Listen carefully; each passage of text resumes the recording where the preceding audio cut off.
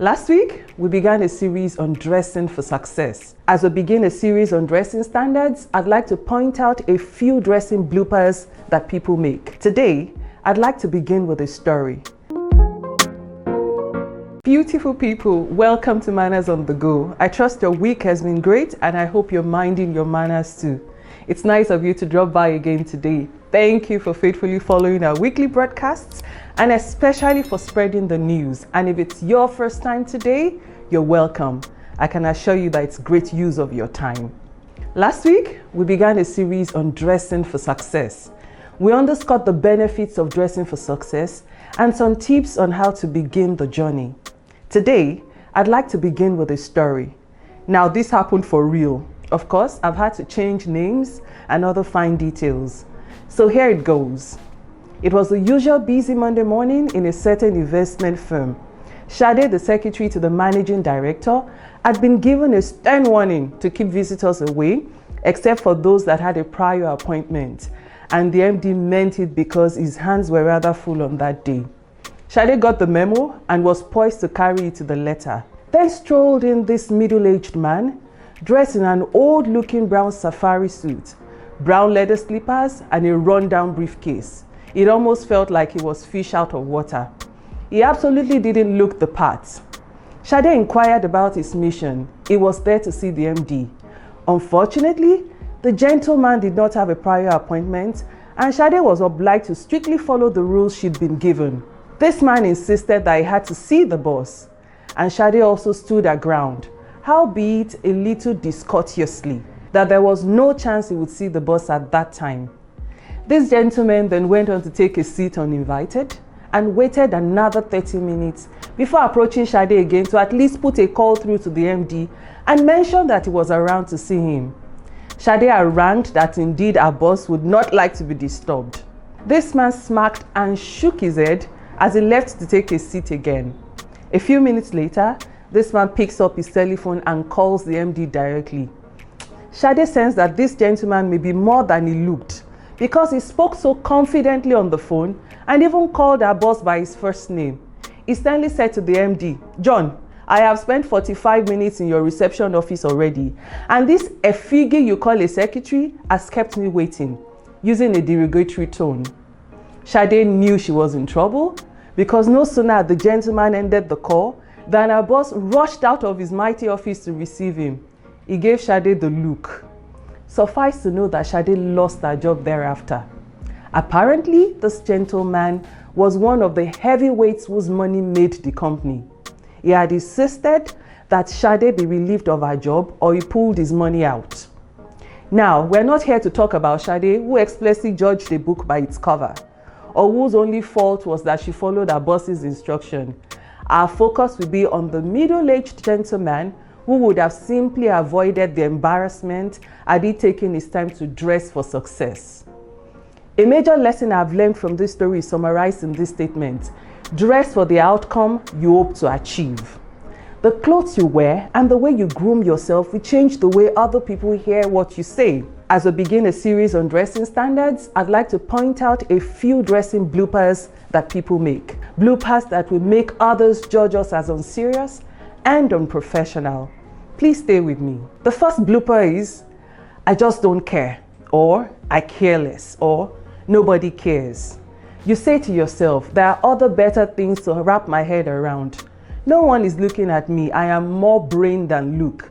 People should respect me because I know what I'm talking about and not because I'm wearing a nice shirt. I have a word of advice for you if you're on this table.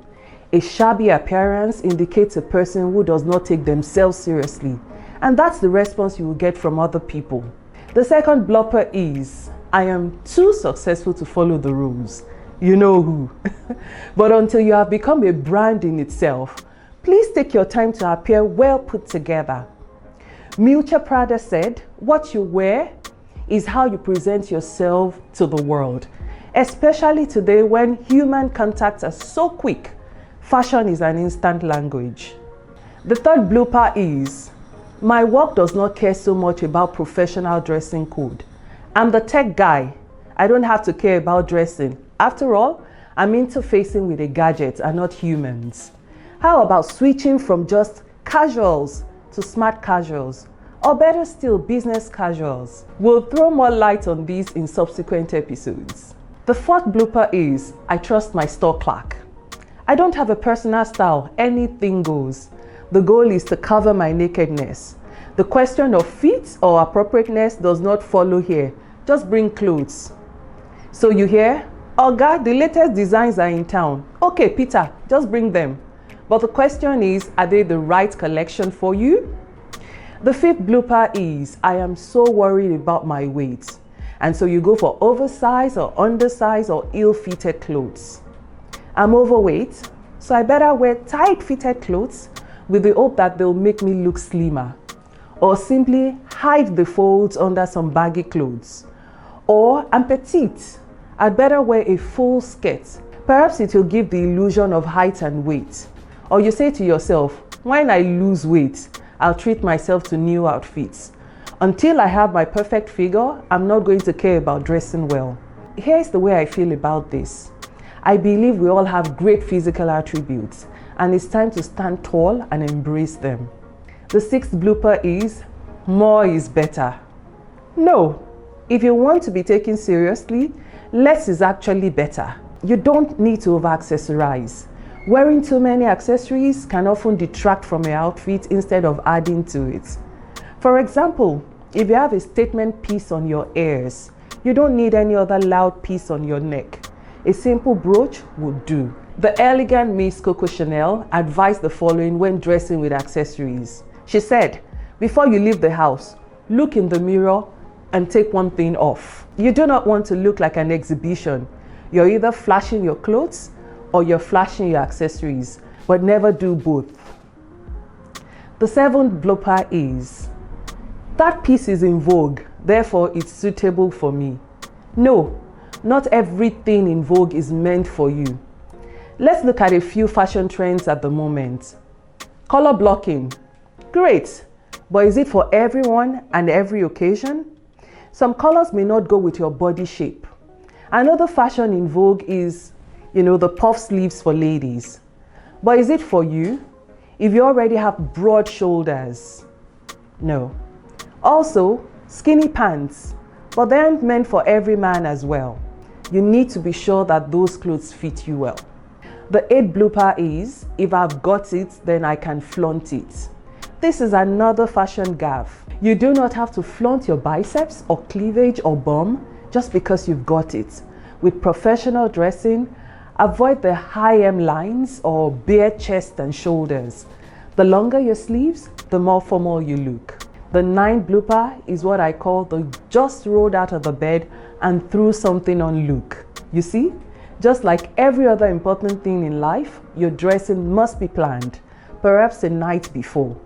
This is one valuable lesson I try to keep up with. Just the other day, I was to go to an important meeting after my gym session. It was in the locker room that I discovered I had left my wig and belt at home. Imagine that this outcome would have been different if I had packed my bag a night before. Waking up and rummaging through your wardrobe for useful things to wear can lead to a frumpy outcome. And you know what? Frumpy leads to grumpy, and grumpy leads to isolation. For instance, I had to lock myself up in my office the other day. I forgot my wig. Now that's isolation. Save your time and lower your stress by planning what you'll wear a night before. Let me give you an assignment.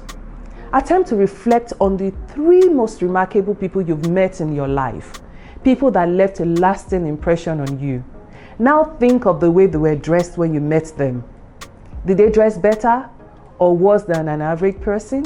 Did they have a distinct, well put together style that complemented their personality? More times than not, the response to this would be yes.